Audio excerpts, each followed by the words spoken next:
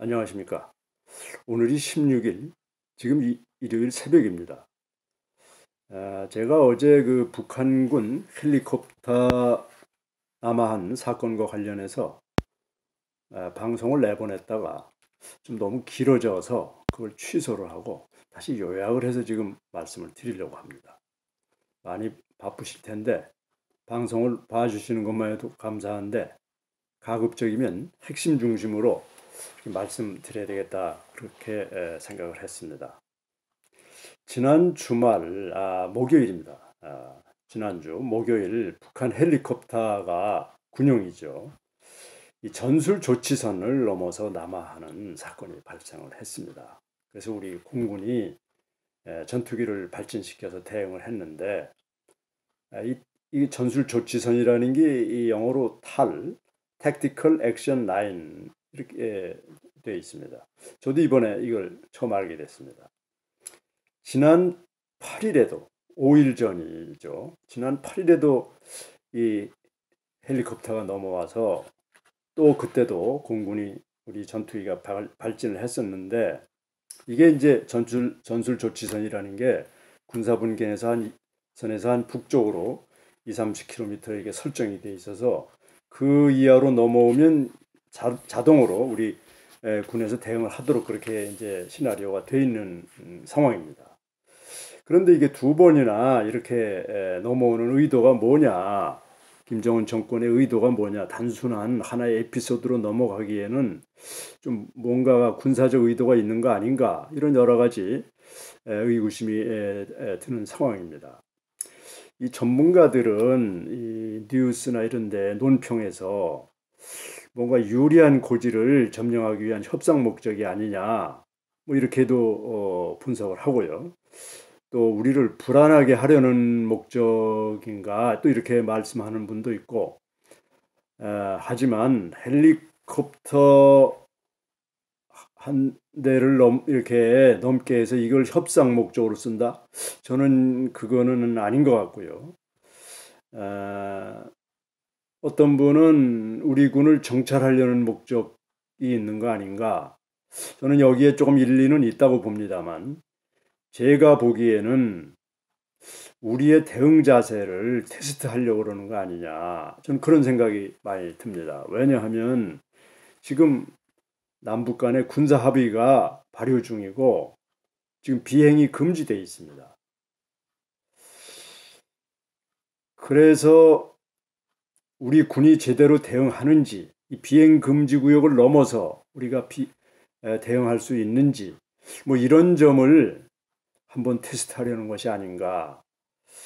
이 김정은은 주목할 만한 인물입니다. 이 사람은 뭐 제가 그동안에 학교에 있으면서 이 북한을 많이 들여다보니까 대단히 위험한 인물이다. 저는 그렇게 생각을 하고 있습니다. 우리가 뭐 다 아시다시피 불과 1년 전인 작년만 해도 이 핵미사일을 완벽하게 개발을 해서 지금 이제 완벽하게 개발한 상태지요. 이 통일 대전을 통해서 조선반도를 통일하겠다 이런 야망을 가진 일종의 과대망상증을 앓고 있는 그런 인물인데 금년에 2018년에 들어와서 완벽하게 평화의 전도사로 탈바꿈하는 데 성공을 했습니다.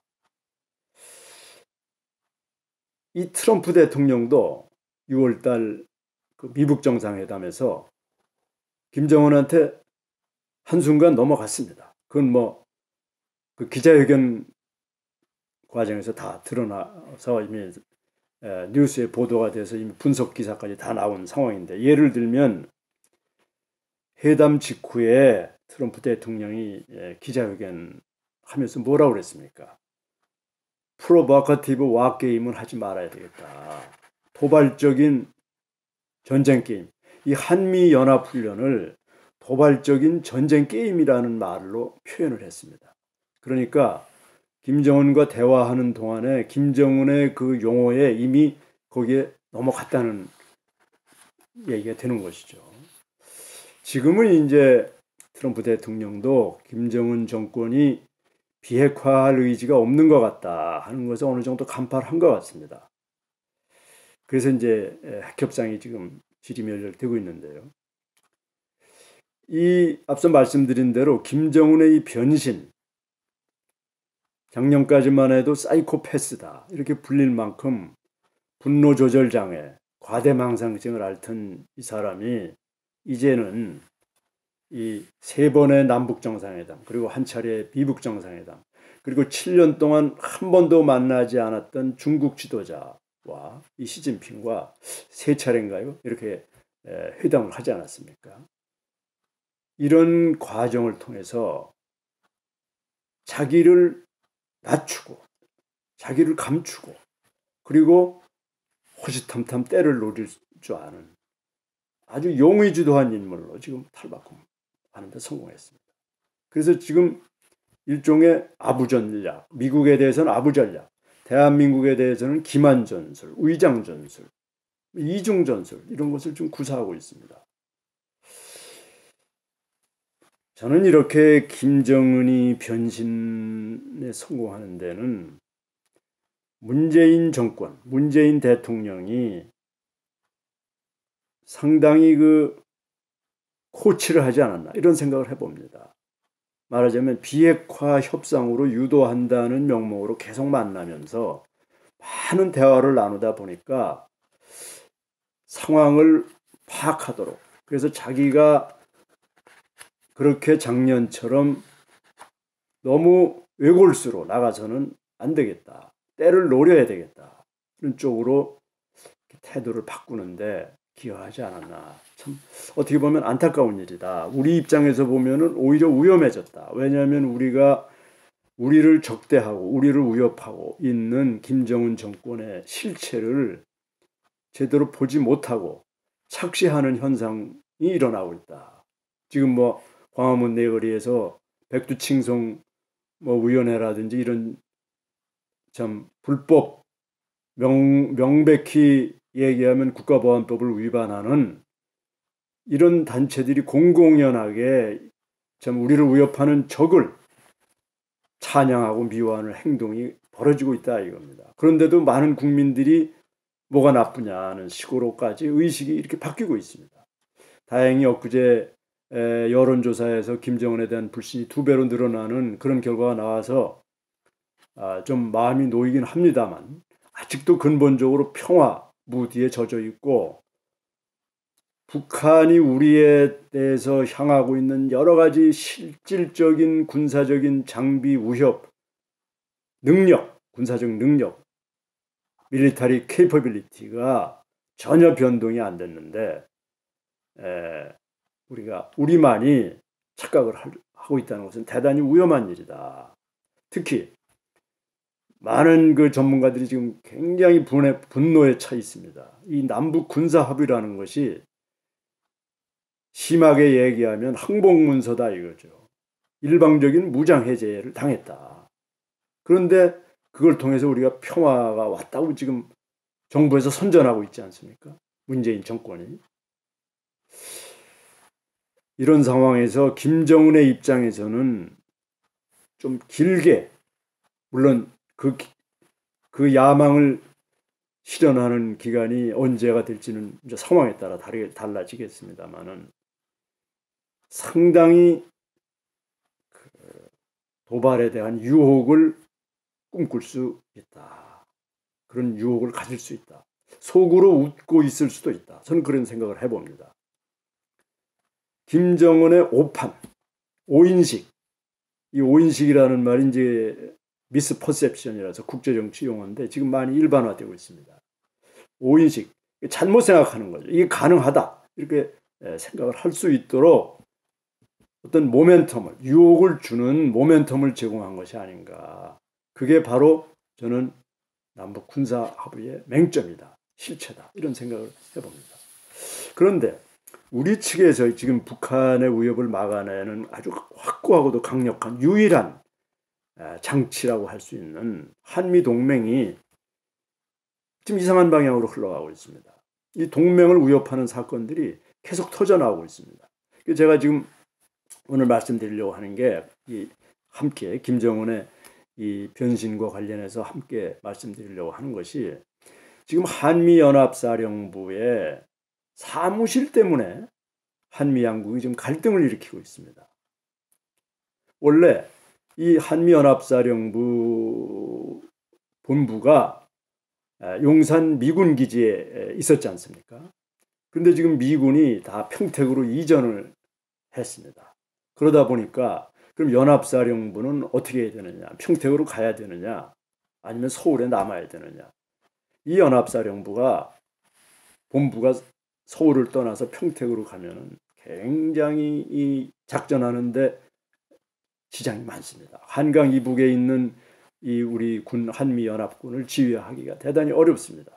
시설도 그렇고요. 수서에도 시설이 있고 한데 이거를 평택에서 지휘하기가 거의 불가능하고, 그래서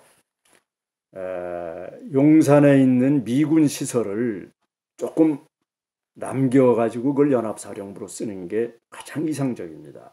왜냐하면 거기에 이제 여러 가지 시설도 돼 있고 특히 방호 시설이 돼 있다고 합니다.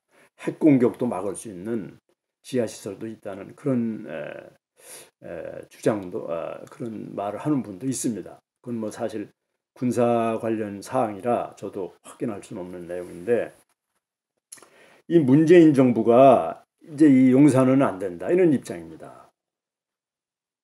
이 노무현 정부 때도 그랬고 지금 정부는 서울 한복판에 외국군 기지가 있는 것이 수치다 이렇게 생각을 하고 있는 겁니다. 기본적으로. 그리고 이걸 민간용으로 개발을 해서 그쪽 주민들에게 어떤 인기, 포퓰리즘도 획득할 수 있고, 이런 차원에서 그러면 그 사령부를 어떻게 해야 되느냐? 국방부로 들어오라는 겁니다. 그런데 이 국방부에는 건물이 좀 부족하거든요. 공간이. 그러니까 연합사령부 본부를 세 군데로 나눠서 분산 배치하겠다, 해주겠다. 그러니까 이게 참 기가 막히는 얘기입니다. 이게 우리나라를 지키는 핵심 작전 지휘부를 이게 한 군데다 몰아 이렇게 해서 거기서 효율적으로 하게 해야 되는 걸 공간이 부족하다고 해서 세 군데로 나눠서 쓰라 하니까, 이게 이번에 지금 신임으로 지금 부임한 에이브럼스 연합사령관이 그건 안 되겠다, 우리가 못 들어간다 이렇게 이제 거부를 한 것이죠. 그래서 지금 트러블이 생기고 있는 겁니다. 이 문재인 정부가 제가 여러 번 이걸 좀 언급을 하고 있습니다만은 말로는 위대한 한미동맹, 그러나 실제로는 미국의 자존심을 망가뜨려서 스스로 이게 나가게 하려는 그런 방향으로 유도하는 거 아닌가, 이런 의구심을 갖지 않을 수가 없습니다. 그러니까 국민 앞에서는 자꾸 뭐 한미동맹을 지지한다, 이게 거짓말 아니냐 이런 얘기죠. 뭐 이제까지 숱한 거짓말을 하다 보니까 이제 입만 열면 거짓말 하는 거 아니냐, 이런 참 의심을 갖지 않을 수 없는 게, 이 부끄러운 줄도 모른다 이게 거짓말 하면서. 뭐 이번에 체코 방문했을 때 대통령이 원전 세일하러 간다고 하면서 나중에는 결국 계속 말 돌리고 말 바꾸기 하다가 대통령 전용기가 그 뭐 북한에 갔다 와가지고 대북 제재 문제가 있다는 거 아니겠습니까? 지금 보도가 됐는데요. 이 참 부끄러운 게 많은데, 지금 이제 연합사령부 이전 문제 가지고 제가 좀 상황을 말씀드렸습니다. 이 연합사가 굉장히 중요한데, 이 문제에 대해서 제가 추가해서 다시 한번 말씀을 드리겠습니다. 오늘은 또 시간도 갖고 해서 여기서 줄이겠습니다. 감사합니다.